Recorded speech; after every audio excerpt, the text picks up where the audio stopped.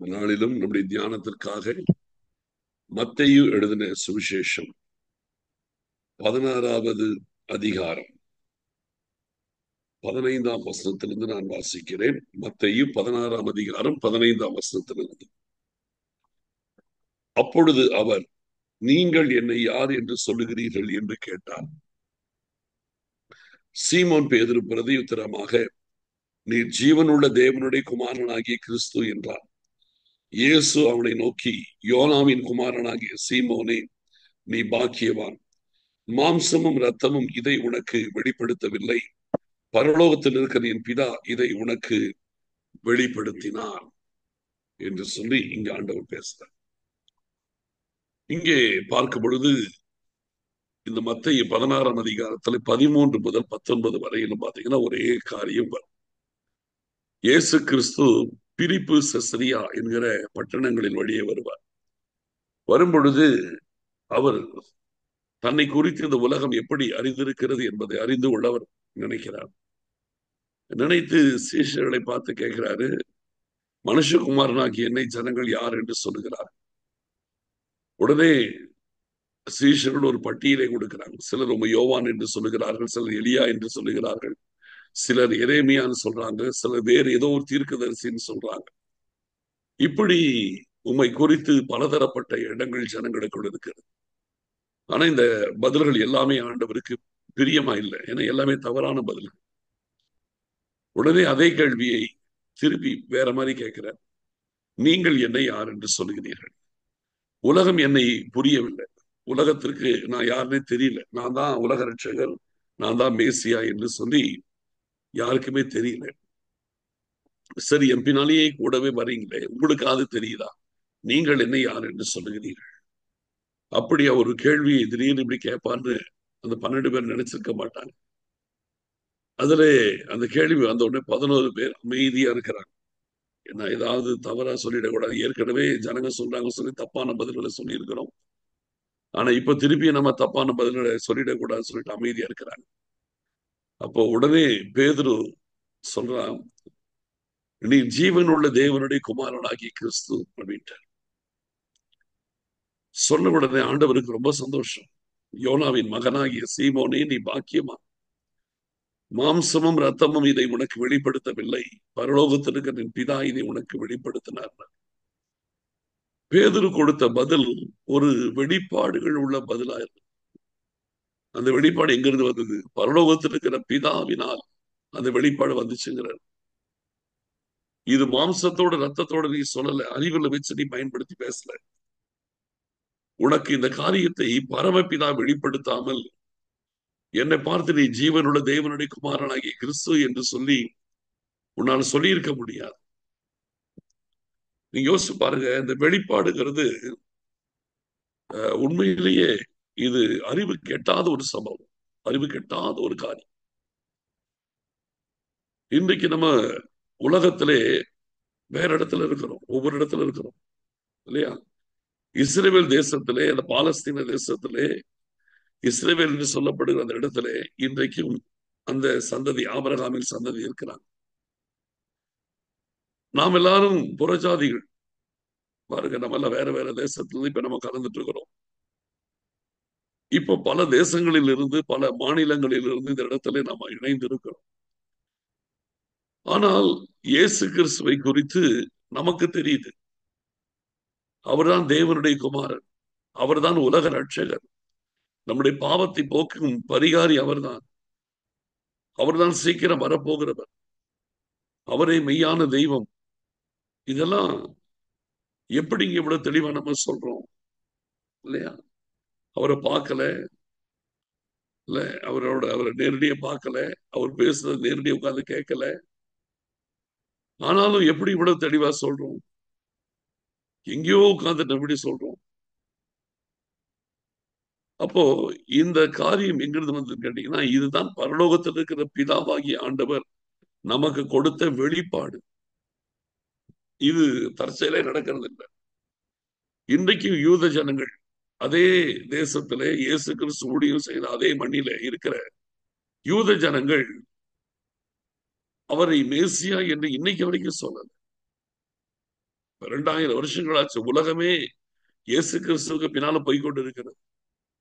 ஆனால் அந்த ஜனங்கள் பாத்தீங்கன்னா அவரை ஒரு தீர்க்கதரிசியாக அல்லது சில கள்ள தீர்க்கதரிசியாக இப்படிதான் நினைச்சிட்டு இருக்கிறாங்க. அவர் யாரும் உலக ரட்சகராய் பார்க்கல.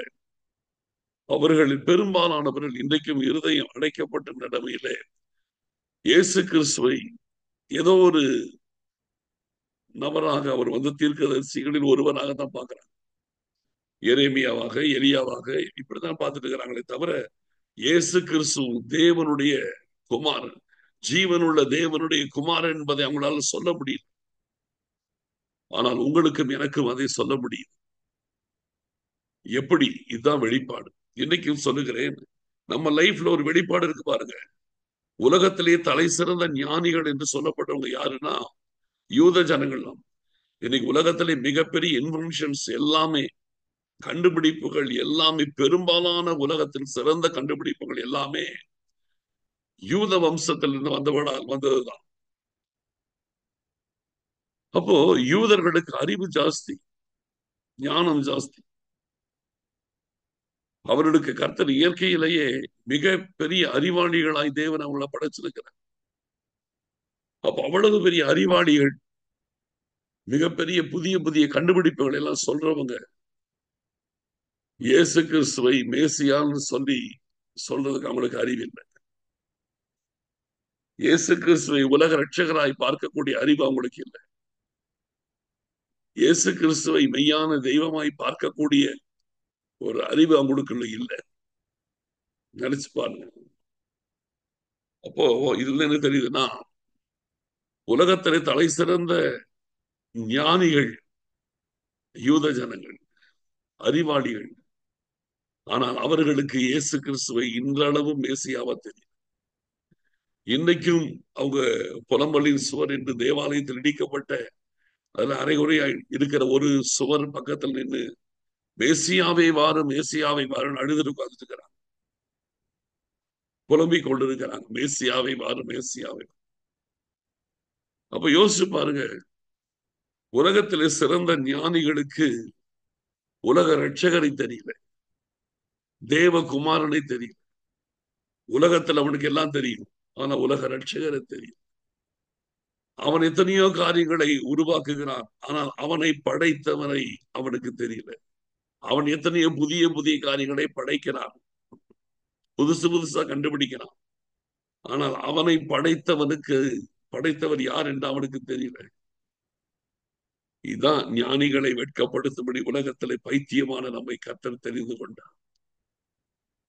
இல்ல, நீ யோசிப்பான். இதுதான் அந்த வசனத்தோடைய உண்மையான அர்த்தம். அதுதான் நம்ம உலகத்துல நினைக்கிறோம், நமக்கு முன்னால நம்மளை விட நிறைய மார்க் வாங்கினவங்க, நம்மளை விட நிறைய படிச்சவங்க, நம்மளை விட பெரிய அறிவாளிகள், நம்மளை விட நம்மளை சுத்தியில் இருக்கிறாங்களே, நம்மளை விட கொஞ்சம் பெட்டரா பெர்ஃபார்ம் பண்றவங்க, நம்மளை விட திறமையா வேலை செய்யறவங்க, நம்மளை விட ரொம்ப நல்லா ஸ்கோர் பண்றவங்க, இவங்களதான் நினைச்சிட்டு இருக்கிறோம். இது இல்ல. இந்த வசனத்தோடைய உண்மையான அர்த்தம் என்னன்னு கேட்டீங்கன்னா, ஞானிகளை வெட்கப்படுத்தும்படி. யார் அந்த ஞானிகள்? யூத ஜனங்கள். புரிந்துங்களா?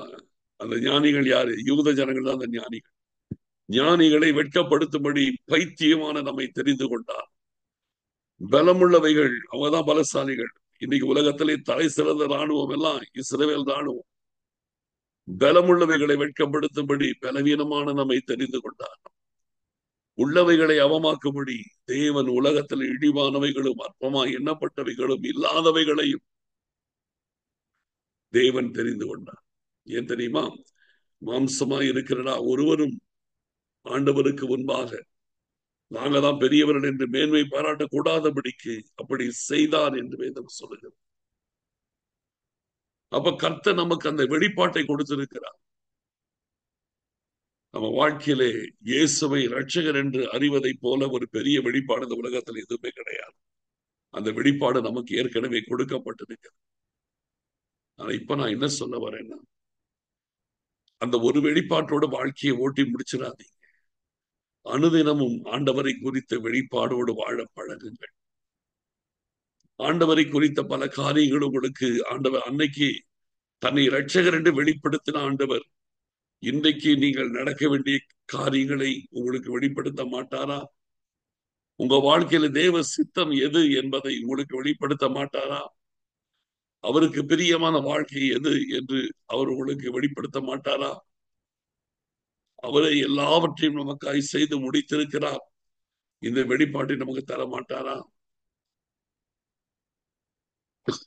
நமக்கு தெரியணும், நம்முடைய ஆண்டவர் சகலத்தை வெளிப்படுத்துகிறார். வெளிப்பாடுகளோடு வாழணும், சும்மா பிளைண்டா வாழக்கூடாது.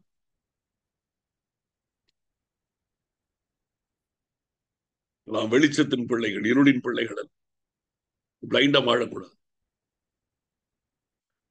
உலகத்தின் காரியங்களை குறித்து உலகத்தவனுக்கு ஞானம் அதிகம் உண்டு. ஆனால் ஆவிக்குரிய காரியங்களை குறித்து ஆவிக்குரியவர்களுக்கு தான் விசேஷ ஞானம் உண்டு.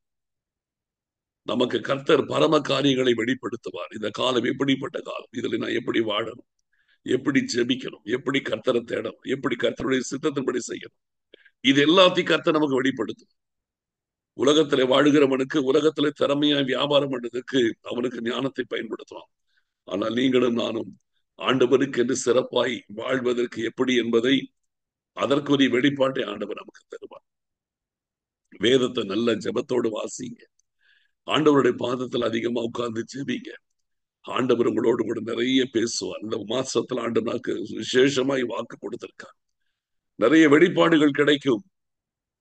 வேதத்தின் ரகசியங்கள் உங்களுக்கு புரியும். தனிப்பட்ட விதத்திலே நீங்கள் நடக்க வேண்டிய வழிகளை குறித்த வெளிப்பாடுகள் உங்களுக்கு கிடைக்கும். எதையும் ஆண்டவரிடத்துல நீங்க கேட்பீங்களானால் ஆண்டவர்களுக்கு சொல்லுவார். நம்ம கேட்காம போறதுனால தான் அவர் சொல்றது. ஆண்டவருடைய சமூகத்தில் உட்கார்ந்து ஜெபிங்க. ஆண்டவர் உங்களுக்கு எல்லாவற்றையும் வெளிப்படுத்தி கொடுப்பார். சத்திய ஆவியாகி அவர் வரும்பொழுது உங்களை சகல சத்தியத்திற்குள்ளும் உங்களை நடத்துவார் என்று வேதம் சொல்லுகிறது. அதனால இந்த நாளிலும் இன்றைக்கும் நீங்கள் எந்தெந்த காரியத்தை செய்யும் பொழுதும் தேவன் நடத்துதலோடு அந்த வெளிப்பாட்டோடு நீங்கள் நடக்க பாருங்க. உங்க சொந்த அறிவை பயன்படுத்தி நீங்க நடக்க பார்த்தீங்கன்னா அது இந்த உலகத்திலே நமக்கு தோல்வியாகத்தான் போய் முடியும். அதனால இந்த நாட்களிலே ஆண்டவருடைய சமூகத்தில் உட்காருங்க, செவிங்க. ஆண்டவர் சொல்லுவார் நிறைய விஷயத்தை. அதெல்லாம் நீங்க அப்படியே செயல்படுத்த ஆரம்பிச்சீங்க. நீங்க தான் தெய்வ சித்தத்தில் நடக்கிறவங்க. உங்களை வச்சுதான் கர்த்தர் இந்த கடைசி காலத்துல காரியங்களை நடக்கும். அர்ப்பணித்துக் கொள்ளுங்கள், ஆண்டவரோடு தங்கியிருங்கள், ஆண்டவருடைய வெளிப்பாடுகளை பெறுங்கள், அதன்படி நடக்க ஆரம்பிங்கள். ஆண்டவர் உங்களுடைய மகிமையோடு நடத்துவார். நம்ம எல்லாரும் ஆண்டவரை நோக்கி பார்க்கலாம்.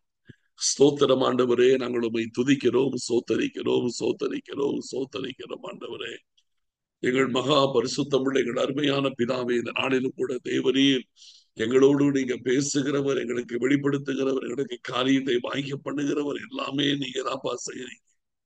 சோத்தரிக்கிறோம், சோத்தரிக்கிறோம், சோத்தரிக்கிறோம், சோத்தரிக்கிறோம், சோத்தரிக்கிறோம்ப்பா. எங்களை தாழ்த்தி இப்படி கரங்களில் ஒப்புக் கொடுக்கிறோம். இதனாலெல்லாம் நாங்கள் நடக்க வேண்டிய வழிகளை ஆண்டவர் எங்களுக்கு காண்பிக்கிறதற்காக உமக்கு சோத்திரம். இதனாலெல்லாம் அப்படி சித்தத்தின்படி வாழ்கிற வாழ்க்கையை எங்கள் ஆண்டவர் எங்களுக்கு தருகிறதற்காக உமக்கு சோத்திரம். காத்து கொடுங்கப்பா, ஆசீர்வதிங்கப்பா, நடத்துங்க. சோத்திரம், சோத்திரம், சோத்திரம். துதி கன மகிமை யாவும் நாங்கள் உமக்கு செலுத்துகிறோம். இயேசு கிறிஸ்துவின் மூலம் ஜெபிக்கிறோம் நல்ல பிதாவே, ஆமென். என் ஆத்துமாவே கர்த்தரை சோத்திரி, என் முழு உள்ளமே அவருடைய பரிசுத்த நாமத்தை சோத்திரி. என் ஆத்துமாவே கர்த்தரை சோத்திரி, அவர் செய்த சகல மகாரங்களை மறவாதே. ஆமென்.